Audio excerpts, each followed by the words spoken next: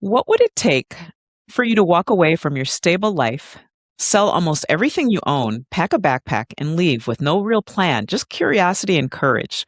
Today's guest did exactly that. Long before Google Maps, social media, or constant connectivity made travel feel safe. Candace MacPhie is a writer whose nonfiction books chronicle a year long backpacking journey she took in her late 20s. Her stories are raw, funny, heartbreaking, romantic, and deeply human, and they've been described as Bridget Jones goes backpacking. Candace, welcome to Cheryl's Travel Blueprint. I'm so glad you're here. Thank you. I'm excited to be here too. Excellent. So let's start at the beginning. You quit a steady job, sold everything, and left home with a backpack and a couple $1,000s. What was happening in your Mhm. life that made that leap feel necessary? Yeah, there's always a catalyst, right? There's always something. And Mhm, my something, I guess, was my mom died a couple of years before. mhm. And it was a long journey. She was sick for a long time, and my family, we pulled together and looked after her.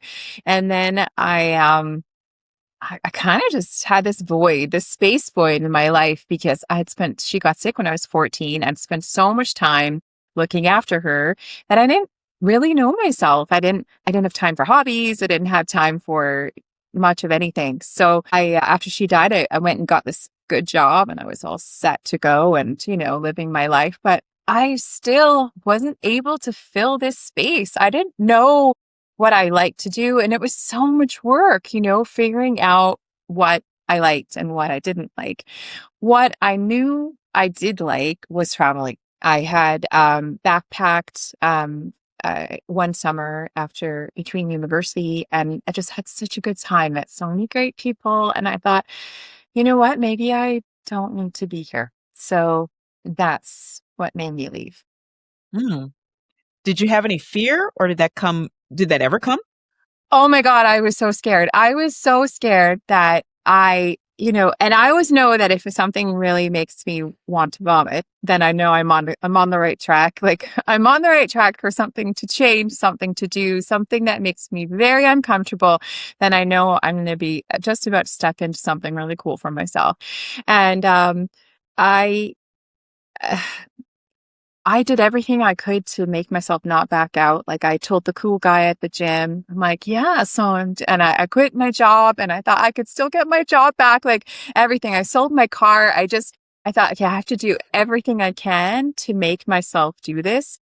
I was so scared. I got on that plane and I just thought, oh my gosh, what the heck am I doing? There was a lot of fear, but I think the desire for a change in my life was stronger than my fear. And that's what made me really do it.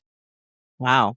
That's powerful. And what makes it especially powerful is when it took place. Just to be so young. Your journey took place in the 90s before the internet was widely available. No instant reviews, no constant reassurance. How did that change the way you traveled and the way you connected with people? Yeah, so we didn't know any different then. So I guess there's a little bit of that. But a lot of it was about the location of where you'd stay. So I would put myself in positions where I would stay in the dorm room. I would pick the dorm room, even if it was only like 50 cents cheaper or something, just because then I knew I would meet people. And with the more folks you have, you can kind of shop around. You start to get to know just by the way people move and by the way people act. And if they hold the door open or if they're kind of just by their posture, if they're someone who's more relaxed and someone who you might want to spend time with rather than someone who's kind of uptight and sort of marching around. That was not the person that I would saddle up to and say, hey, and introduce myself. So I would be very, yeah, it sounds awful, but I think you need to figure out, for me, the learning was that the trip was much more fun if I connected with someone, if I was able to share it with someone, because as you said, it was such a different time period and there was no instant like, oh, I'm lonely. I'll just FaceTime someone or I'll, send a text and you get a text back. So you're not so alone because you have that connection with someone somewhere in the world. But you don't have that. You have postcards and letters and, if you can afford long distance calls because they were so expensive, that was pretty rare. It was like a treat to call home. So I would make sure that I would stay in places that availed me to other people with similar mindsets who were just like, you know what, I'm here on a budget.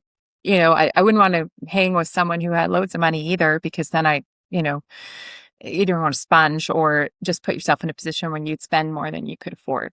So yeah, so those sort of dorm rooms were the the place where I found most of my friends, and it was great. It's so smart to do. Hmm. And have that lack of, the kind of information, the technology that we have now can obviously we didn't have the knowledge that would come. So I would think that makes the experience just richer.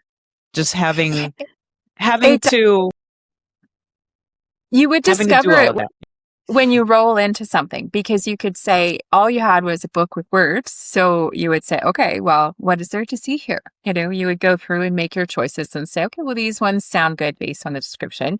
And then take the bus and, find your way there. But it was, extremely rare. Probably 9 times out of 10, I hadn't seen what I was going to see before ever. There were certain things like the pyramids, you had seen those, in a magazine, or Red Square in Moscow, you'd seen those in movies and stuff like that. But other than that, it was very rare to be acquainted with anything you would see before you would go. So a lot of the journey for me was the sort of journey to get to these places. And then when you get to those places, whether you're like, oh, okay, well, maybe that wasn't worth it, or I don't know about you, but these days when I travel and I go somewhere, I have everything all planned out, right down to where I'm getting my coffee and right down to where having lunch here. Okay, then we're going to take the bus and it's going to take 20 minutes. And then we've got our, because you have to buy everything ahead of time. Say, I must check in.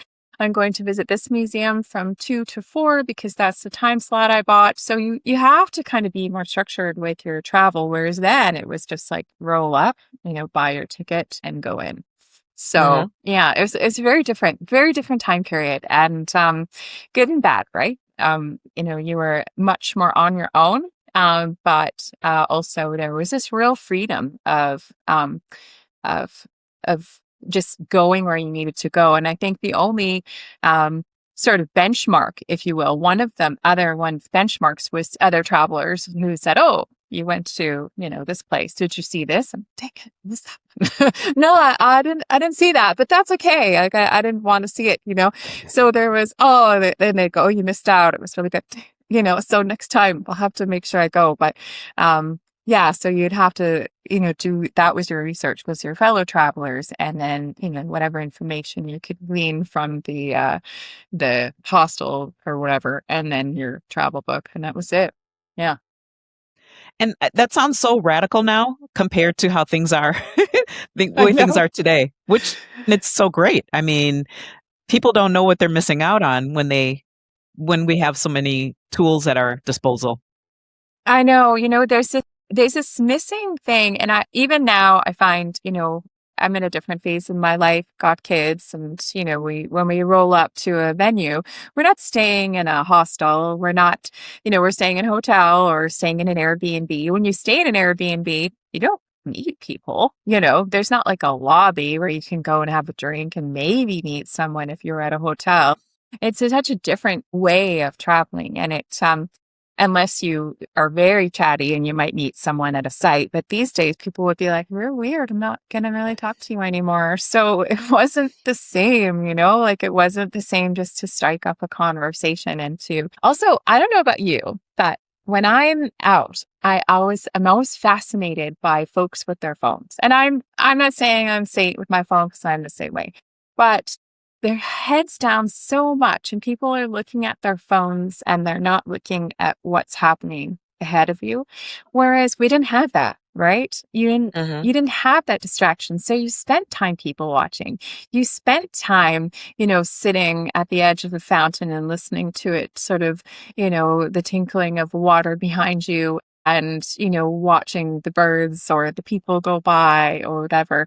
And you see folks nowadays so locked into their phone and missing out. I saw this one guy, he was very handsome, young guy, and this beautiful girl walked, and he completely missed her because he was looking at his phone. And I thought, oh my gosh, that's so sad. And I just think that there's a lot we miss because we don't look up anymore.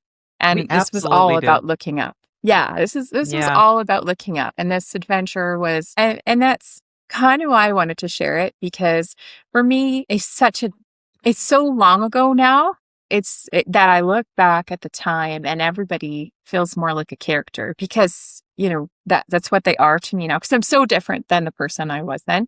And I I wanted to share so that someone could pick it up and just enjoy that time period and to be able to say, okay, this is what it's like to just travel and just not to say, I'm just going to put down everything and just go. I'm not sitting there getting my great social media photo for everyone back home. And you do get your photos, but you don't see what they look like. So you're just like, well, I hope my head was in that one, or, I don't know how that one's going to turn out. Or you ask someone to take a photo and they don't click the button or something, whatever it is. And you just kind of go. So that's what I wanted people to experience. The heat, the frustration, the happiness, the joy, it was different, right? And I went to a lot of places that people didn't travel to back then and that are much more wide open, like Lithuania and Latvia. Nobody was going to Lithuania and Latvia 25 years ago. It was very rare. We stayed at a place where circus performers stayed and, it was a very weird sort of, anyways, so it was very, very different. So in terms of time period, everything seems much more open now than it did before. So you were pretty much a trailblazer. Well, I wasn't alone. So I wasn't a trailblazer because there was lots of folks who have done it as well. I think for me, where the trailblazing is that I was an avid journaler, big nerd, loved to write. There was a lot of time to fill. There was a lot of time, a lot of long train trips, a lot of long bus trips. So I had a lot of time in my hands. And when I wasn't sort of staring out the window, there was, a lot of writing happening. So I was able to capture that. And I also had not the time, but I made the time to write the story. I definitely not unique by any means because loads of people did this trip, but I don't know how much time people have to share it. So that's kind of my trailblazer difference, if you will. Yeah. Well, I still think of you as a trailblazer. Okay, fair enough. So I want to pause for just a moment because if you're enjoying Candace's story so far, this is a great time to support the show. Please like this episode, subscribe, and leave a comment. I love reading them, and they really help this podcast reach more people who care about meaningful travel stories like this one. And just a reminder, I host a monthly prize giveaway for listeners as a thank you for being a part of this community. You'll find the details in the show notes, so make sure you're subscribed so you don't miss it. All right, let's jump back in. Your books don't romanticize travel in a glossy way. You write honestly about physical and personal trauma, grief, romance, and uncomfortable moments. Why was it important for you to tell the whole truth, not just the highlight reel? Yeah. Well, I think obviously a movie trailer is very interesting, right? And, being able to just go through from a highlight reel perspective, I didn't feel it was real if I just stuck to the things, the good Candace, if you will. There's a lot of flaws that are on the pages and a lot of times where you'll go, what are you doing? And I wanted that, because that's real to me. And I don't find a story as compelling and rich. I think this was the challenge I had in terms of learning how to take all of those sort of sequence of events that happened and turn them into a compelling story, something that you're going to want to read and not just go, okay, well, this is like, someone just telling me or showing me their vacation pictures and I can't connect with them. I feel that in order to connect with a story that you have to believe the person. You can't just say, oh gosh, they're so perfect. Ew, like who wants perfect? I don't know. I don't want perfect. I want a bit of grit. I want a bit of, something else. And it wasn't always easy to, there was a lot of pacing and a lot of, do I really want to say this about what happened? Like, do I really want to share this part of the story? And, yeah, it was tough, but I thought, you know what, this happened and I'm going to put it out there and going to say, and if people judge me, then okay, sure, no That's problem. on them. And yeah, exactly. I figure folks have to, go into this, but it is real. It is someone who's just out there taking some chances and putting themselves out there, and not always good things happen. So, but there's a lot of fun. And I think for me, the banter between the characters and the funny things that happen there is I want people to laugh out loud. And I've had people, write to me and say, oh my God, I laughed out loud at this part. And I thought, oh, I didn't think that was very funny, but good. Um, and someone else, might have laughed at something else, or someone else might have had a tricky time reading one part that I thought was pretty straightforward. So everyone can relate to it differently. There's a lot of themes going through each of the stories. And that to me was what I wanted to overarching. All of these books are around a woman who spent her life looking after her mom who died and then saying, "Oh my God." And, where am I going? Like, I'm just going to go and see who I am, see I like and learn about myself. So a lot of it's learning about yourself, but the Bridget Jones Goes Backpacking part to me is that I just honestly, I don't know. I think what made me laugh was that I'm like, how could so many crazy things happen during this? Like a day lasted. If I look at one of my days back then versus it would go a whole week before, or maybe two before those kind of things happened to me. It was just a very, when you're out there every day and you're walking around and you're doing stuff and you're having interactions, things are going to happen. And that's what these books share. And they're supposed to make you feel laugh and cringe and enjoy. I think so many people feel seen when travel stories admit that growth can be messy, Oh you yeah. know? I think, someone said to me, oh well, it's not a rare thing, but you learn more from your mistakes than your, the good things you do. And you do, and when you go through and have your experiences, and I was always on my guard from a safety perspective and thought, okay, I've got this. And, something quite not very nice happened to me in broad daylight in somewhere in a train station where I thought I would be fine.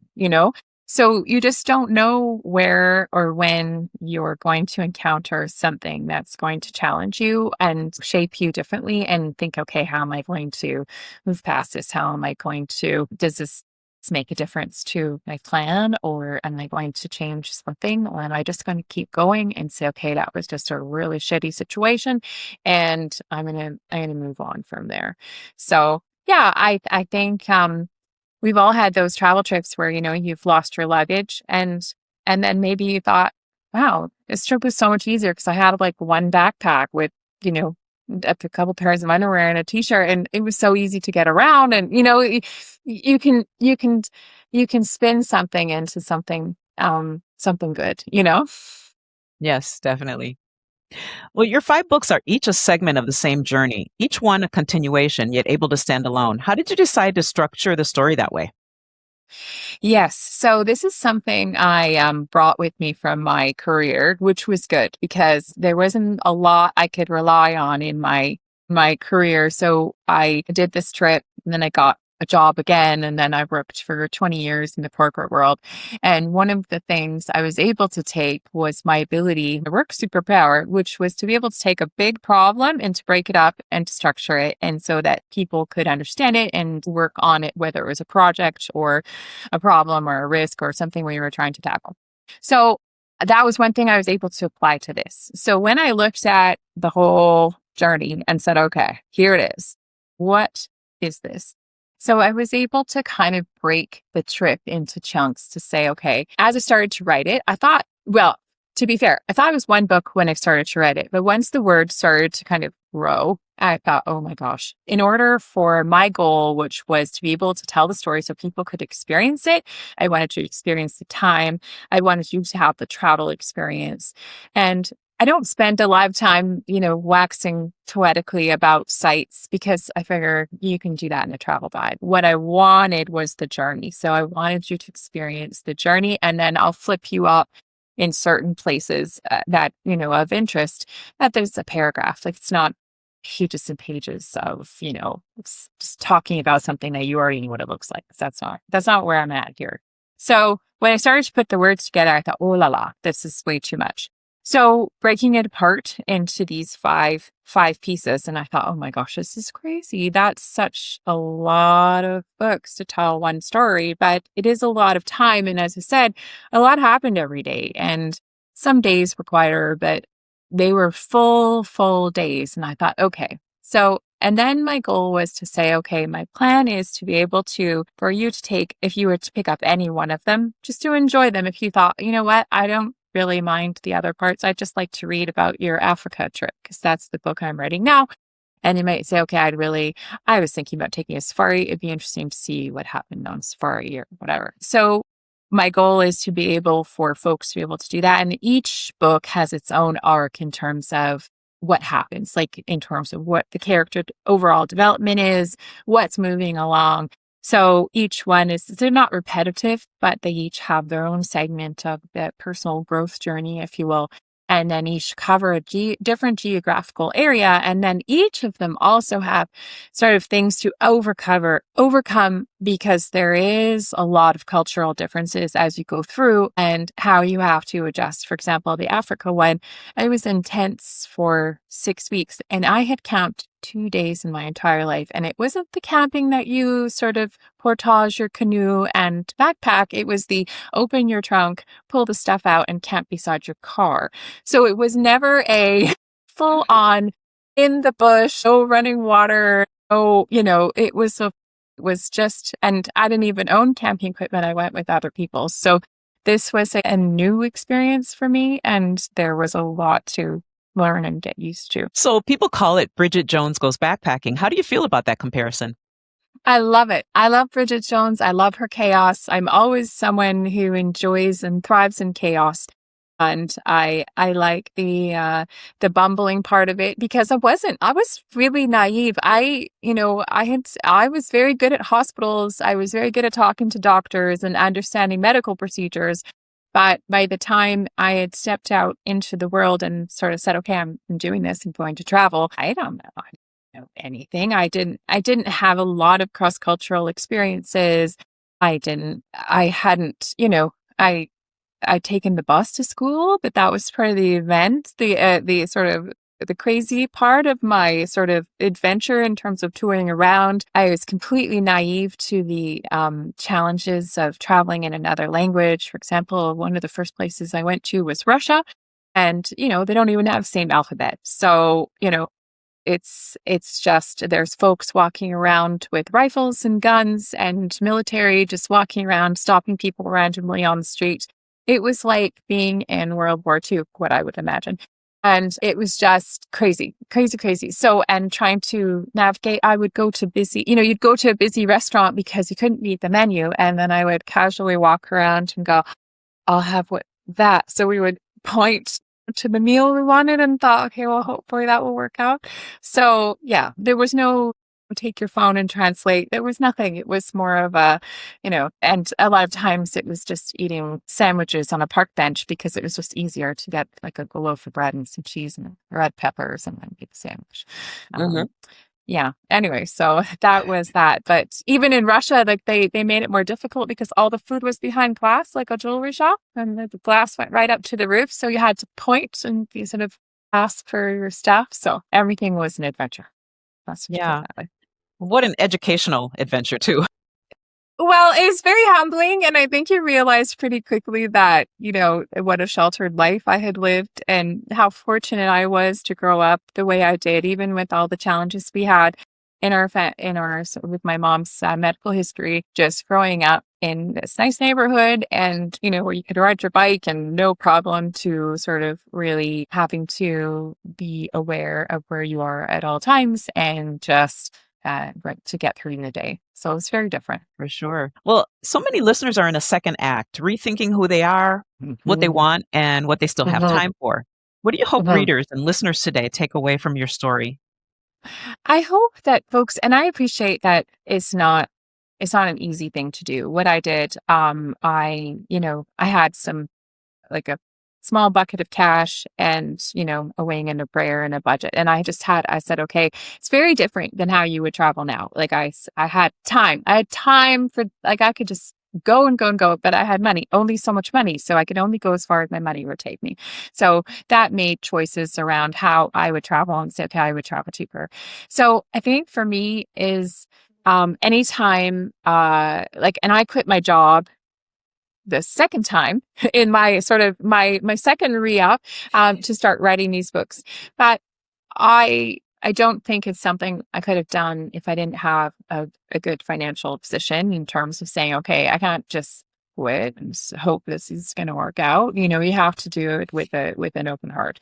So there's always a way to travel cheaply, and there's always a way to experience. And if you're in this point in your life and you want to do something different, I would sort of take that step back and go, okay, what am I willing to give up? Like, what am I willing to give up to make this dream come true? If it's that important to me, will I downsize? Will I not, look differently, live differently?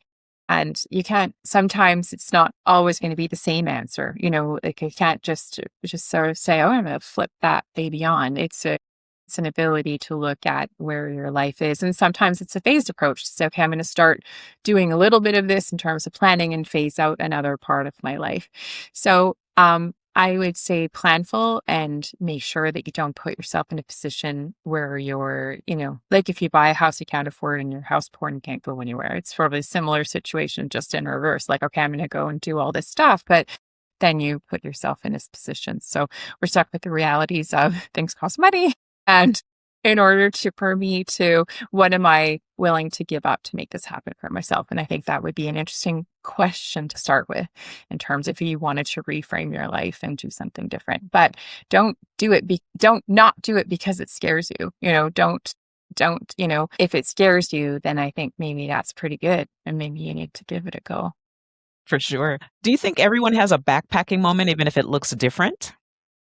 Oh, absolutely. I think you could have a backpack moment going to the grocery store. I think it's just something unique and something fun that happens and something that is a memorable moment for you, or if it's just something that you think, wow, what a thing, like what a thing that happened. And if it's something that you look back on and something that makes you smile, it could be a nice hike you do, or it could be anything, or, but I always find my fondest memories are coupled with interesting people. It's that it could be the worst place, it could be the most boring thing, but if you're with someone fun and you just think, oh my gosh, and you look back and you thought, wow, that was super fun. But also my most memorable moments are when things went terribly wrong. And when things just go completely off the rails and you had this big expectation and this grand plan and everything just goes and you have to rally and you have to dig out a different adventure for yourself. And those are the times that my kids and I, we don't talk about, the great things that happened on some of the trips we've taken. We talk about this one camping thing that we did, and it was this one camping guy, and he was so funny and so odd. And we still quote him, we still have quotes from him. So I think you can have those moments in your life. We just have to be open to them. Hmm. And what would you say to someone who feels like it's too late to start over?